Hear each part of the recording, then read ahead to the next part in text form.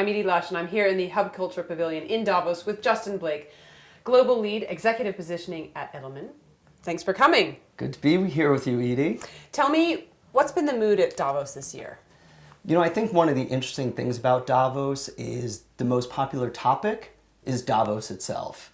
When you walk around town, people ask, how's your Davos? As if it's a noun kind of thing that can be described in that way.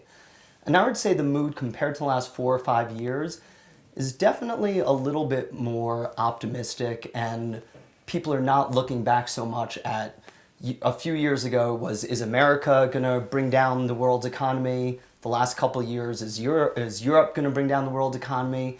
Now people are a little bit more focused on the present and the solutions that can be created going forward. So in some ways there's a little bit less looking back. And then in terms of just the optimism that's in the air, I'm hearing it a lot more in the private events and in one-on-one conversations.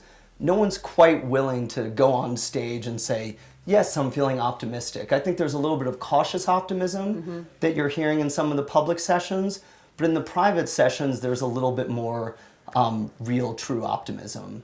So that's interesting because obviously half of Davos happens in the Congress Center, but the other half happens outside and around and all the sort of side events. Has there been anything interesting that you've picked up there? Yeah, well, I think one of the interesting things about Davos is you have the official schedule in the Congress Center, as you were alluding to, and then all sorts of private events outside. And I think for much of the world beyond Davos, they think of those private events as some of those glitz and glamour. So whether it be a Derek Jeter being at PepsiCo this year, or years ago, people like Sharon Stone and Angelina Jolie being here. But actually, that's really a small fraction of those private events. Most private events are around an issue or topic similar to what might be happening in the Congress Center, but is sometimes a little bit more focused, or sometimes is a nascent issue that in some ways gets tried out in the private events, and then maybe the next year might become something that happens in the Congress Center. I've heard one comment was that from somebody who's been coming here for about 15 years, said, you know, this really used to be a place of thinking, and now it's really a place of deal making. What would you say?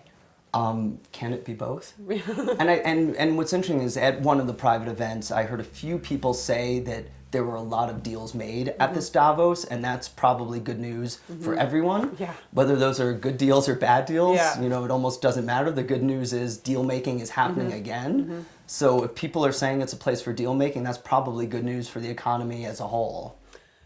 So tell me about, I know that you had an event around the entertainment industry. Tell me about that. Yeah, so I was talking about how sometimes private events can be for more nascent topics or topics that aren't in the main room. And you know, one of the things that I've heard from a few folks, but particularly my client Rich Gelfond from IMAX, the CEO, he was saying there's not enough talk about content in the main center.